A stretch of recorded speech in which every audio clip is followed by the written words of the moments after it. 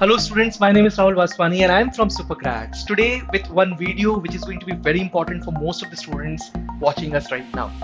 Best strategy for IPM. Best strategy for IPM Aptitude Test Indore 2021.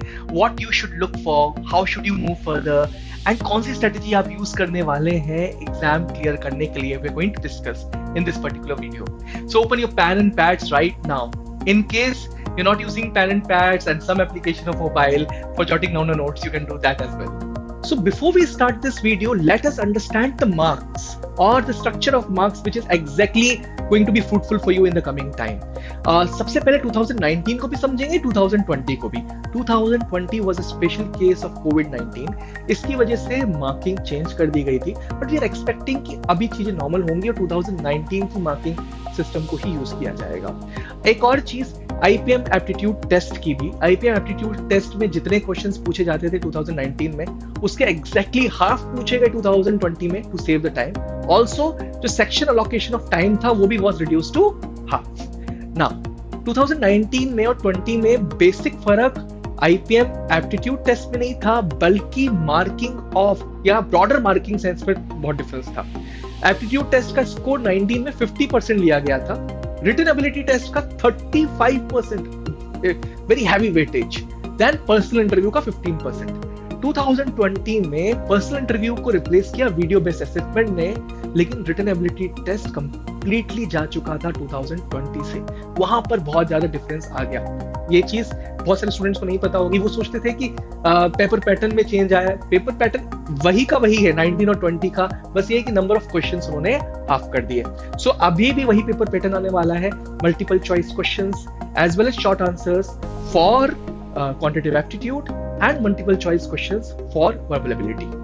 Now talking about the verbal ability section, आप कैसे improve कर सकते हैं verbal ability पे और कैसे काम कर सकते हैं वर्बल एबिलिटी सेक्शन पे. और ये सिर्फ वर्बल एबिलिटी के लिए हेल्पफुल नहीं होगा, बट पर्सनल इंटरव्यू और रिटन एबिलिटी टेस्ट के लिए भी साइमल्टेनियसली हेल्पफुल होगा. इस पर्टिकुलर स्लाइड में समझेंगे. 1 घंटा रोज सुबह उठकर आपको निकालना है न्यूज़पेपर रीडिंग के लिए. इसको एक ऐसी डेली हैबिट बना दीजिए जो आपके लिए बहुत यूजफुल होने वाली है. और हम जो न्यूज़पेपर रिकमेंड करते हैं स्टूडेंट्स को वो है द हिंदू.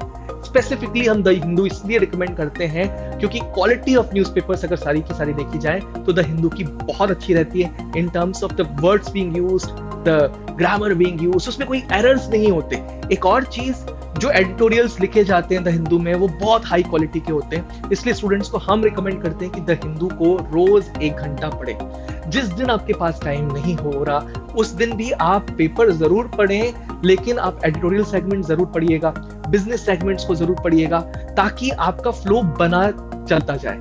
अच्छा, एक इंपॉर्टेंट चीज, बहुत सारे स्टूडेंट्स पेपर पढ़ते हैं, समझ नहीं आ रही अगर कोई वर्ड या कुछ, उस पर्टिकुलर वर्ड को आपको मार्क करना है और फिर कोई भी एप्लीकेशन वोकैबुलरी वाली उससे आपको उसका मतलब देखना है और उसको जॉट डाउन कर लेना है और इसको 2-3 बार रिवाइज करना है ताकि आपकी वोकैबुलरी दिन ब दिन स्ट्रांग होती जाए.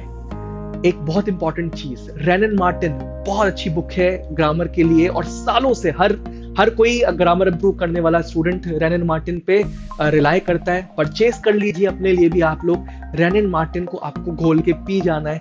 हर दिन एक चैप्टर रैन एंड मार्टिन का आप लोग कंप्लीट करें और पढ़ते रहें ग्रामर के लिए भी, ताकि आपकी ग्रामर बहुत स्ट्रांग होती जाए. इस स्लाइड को डिस्कस करने से पहले मैं बिल्कुल क्लियर करना चाहता हूं, हम स्ट्रेटेजी बताने आए हैं, शॉर्टकट नहीं. स्ट्रेटेजी से हमारा मतलब है आप पढ़ाई निरंतर करेंगे. Every day you are going to learn something और the other related to IPM and related exams. It doesn't mean that you're going to stop working on the everyday learning, but किस तरीके से जाना है IPM तक और IPM को कैसे फेस करना है, इस पर्टिकुलर वीडियो में हम वही डिस्कस कर रहे हैं. इस वीडियो में शॉर्टकट्स हम आपको नहीं बताने वाले, ठीक है. सबसे पहले हमने बात करी ली read and analyse newspaper on daily basis. Read से तो आप मतलब समझ गए, एनालाइज करना बहुत इंपॉर्टेंट है. अगर हम आपसे 1 घंटा कह रहे हैं तो अगर आपने 35-40 मिनट्स की रीडिंग करी, एनालिसिस पे भी 20 मिनट्स दीजिए. एक्चुअली एडिटोरियल्स में क्या कहना चाह रहा है राइटर, एग्जैक्टली हर चीज को समझने की कोशिश करिए. उससे आपका कंप्रीहेंशन बहुत स्ट्रांग होगा. तो रीडिंग कंप्रीहेंशन रिलेटेड जितने क्वेश्चंस आएंगे आप इजीली फेस कर सकेंगे उनको. अच्छा, आपको एक नोटबुक बनानी है जिसके 4 सेगमेंट्स करने हैं, कोई भी वोकैबुलरी का वर्ड्स आपके सामने आ रहा है जो आप न्यूज़पेपर रीडिंग से कर रहे हैं या फिर किसी और रीडिंग से आपके सामने आ रहा है, तो उसको आपको लिखना है, उसका मतलब जानना है और कंप्लीट यूसेज भी जानना है। उसी तरीके से इडियम्स एंड फ्रेजेस का भी एक सेगमेंट बना लें, प्रोवर्ब्स का एक सेगमेंट बना लें, और बहुत इंपॉर्टेंट चीज, लास्ट स्लाइड में हमने आपसे कहा था रैन एंड मार्टिन, तो जो भी इंपॉर्टेंट ग्रामर रूल्स आपको लग रहे हैं वो भी उस पर एक पर्टिकुलर सेगमेंट में आपको ग्रामर रूल्स लिखते जाना है, ताकि आप रिवाइज जब करेंगे उस पर्टिकुलर नोटबुक को तो आपके लिए बहुत फ्रूटफुल वो होगी। ओके, रीडिंग कॉम्प्रिहेंशन हर एग्जाम के लिए यूजफुल होता है, not only for IPM and all related BB exams also, जहां पर रीडिंग कॉम्प्रिहेंशन आता है तो आपको हर दिन रीडिंग कॉम्प्रिहेंशन के सेट्स लगाने हैं, और वो भी स्टॉप वॉच के साथ। ऐसा ना हो, उससे क्या होगा, आपकी कॉम्प्रिहेंशन भी इंप्रूव होगा, साथ साथ आपकी एक्यूरेसी एंड टाइमिंग दोनों चीजें इंप्रूव होंगी। क्या होगा, अगर आप स्टॉप वॉच नहीं लगा रहे और आप सेट सॉल्व करते जा रहे हैं, तो हो सकता है कि आप बहुत टाइम दे दें और उतना टाइम आपको एग्जाम में न मिले। तो इसकी वजह से बहुत जरूरी है कि आप एक स्टॉप वॉच जरूर लगाएं। एक और इम्पोर्टेंट चीज बहुत जरूरी है आने वाले टाइम में, मतलब अभी जनवरी से लेकर जून तक, आप इंग्लिश को जितना हो सके उतना सुने, जितना हो सके उतना पढ़ें और जितना हो सके उतना बोलें। I mean, listen, read and speak in English. Very, very important. If you become good at English, then definitely your score will also increase in IB. अब तक हमने आपसे सिर्फ जेनरिक बात करी, अब स्पेसिफिक बात करेंगे कि कौन सा स्टडी फ्लो होना चाहिए वर्बल एबिलिटी को इंप्रूव करने के लिए। बहुत इंपॉर्टेंट, सुपर ग्रेड्स के स्टूडेंट्स अगर सुन रहे हैं उनके लिए भी बहुत इंपॉर्टेंट, अगर आप किसी और कोचिंग से अभी आईपीएम की स्टडी कर रहे हैं उनके लिए भी बहुत इंपॉर्टेंट। सबसे पहले आपको लेक्चर्स बहुत अच्छी तरीके से अटेंड करने हैं, हर लेक्चर और कॉन्सेप्ट्स को थॉरली समझना है। इसके बाद जितने भी लेक्चर्स आपने पढ़ लिए उनकी एक चेकलिस्ट बनाइए और सिलेबस के साथ मैच करिए।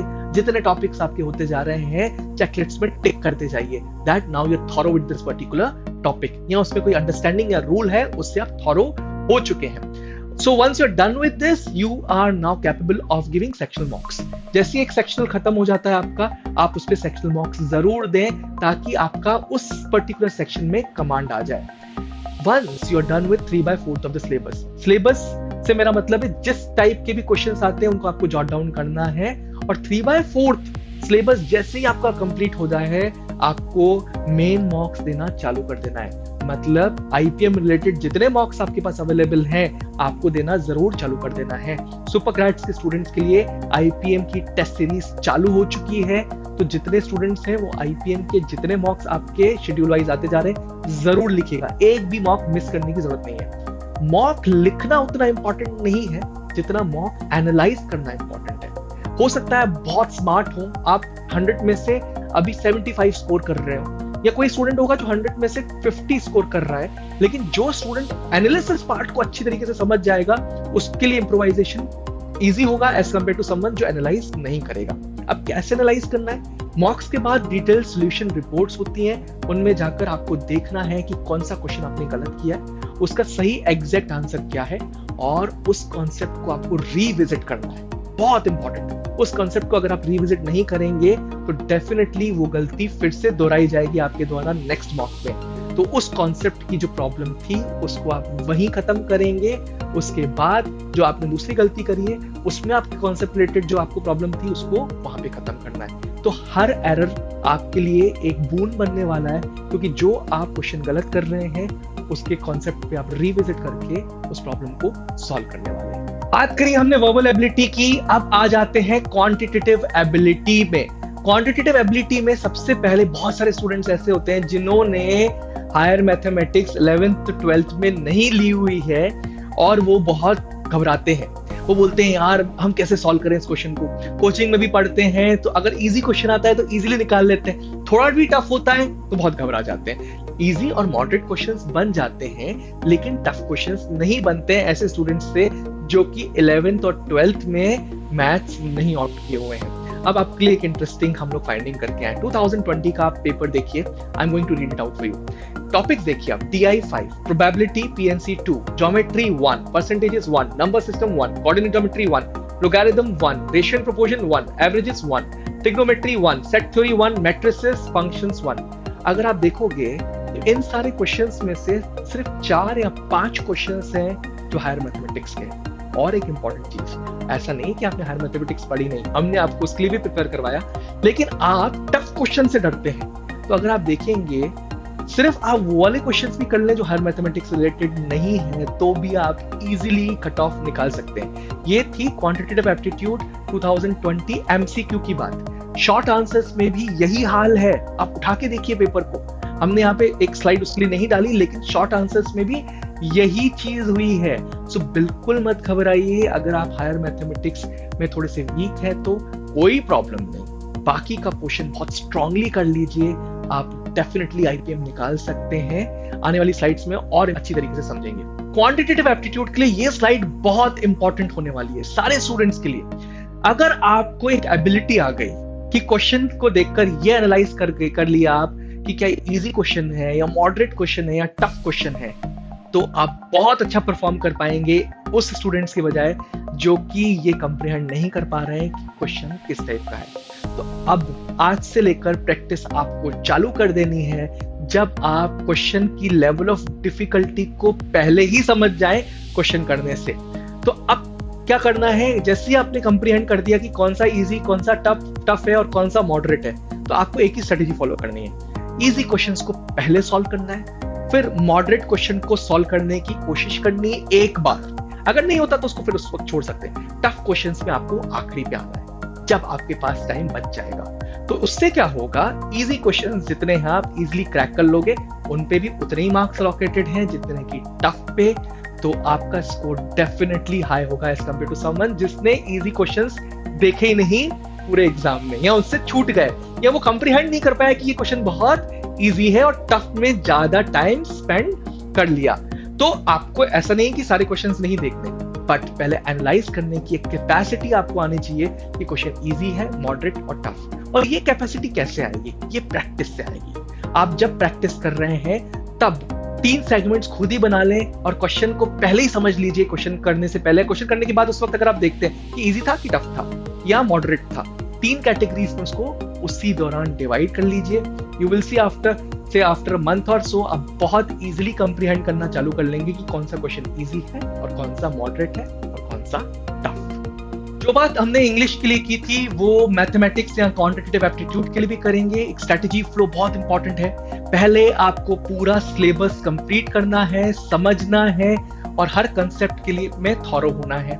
एक बार वो जैसे ही कंप्लीट होता है आपको मॉक्स लिखना चालू करना है। मॉक्स लिखने से ज्यादा, फिर से हम रिपीट करते हैं, एनालाइज करना उसको बहुत इंपॉर्टेंट है। उस पर ज्यादा टाइम दीजिए एनालाइज करने में।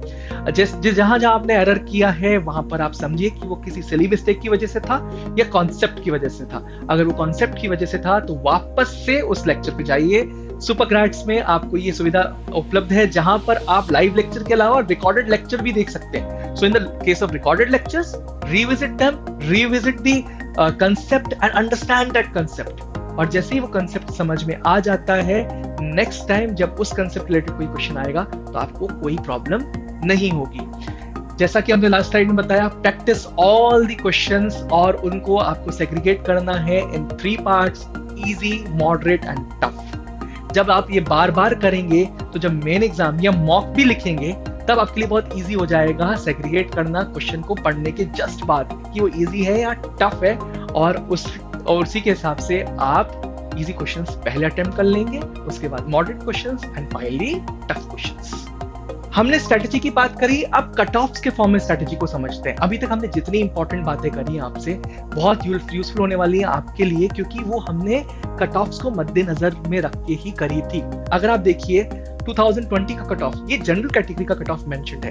क्वांटिटेटिव एप्टीट्यूड सेक्शन में मल्टीपल चॉइस क्वेश्चन में कट ऑफ गैस ओनली 28, मतलब आपको सिर्फ 7 क्वेश्चन सही करने थे। क्वांटिटेटिव एप्टीट्यूड सेक्शन में शॉर्ट आंसर्स में 25, बहुत लो साइड है कट ऑफ। वर्बल एबिलिटी में 72। तो आप ये इजीली समझ लीजिए कि कट ऑफ बहुत हाई नहीं जाते। इसका मतलब अगर आप बहुत अच्छी तरीके से पेपर करते हैं, वाइल्ड गेसेस नहीं करते, तो आप डेफिनेटली निकाल सकते हैं आईपीएम। हाँ, पेपर थोड़ा सा टफ होता है। अगर आपने इजी, मॉडरेट, टफ इन तीनों चीज़ों को कैटेगराइज करना सीख लिया तो आप इजीली कट ऑफ्स निकालना सीख जाएंगे।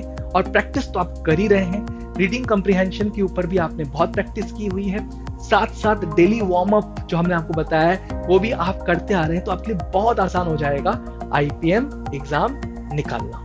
फाइनली हम समराइज करेंगे उन सारी चीजों को जो हमने आपको इस पर्टिकुलर वीडियो में बताई।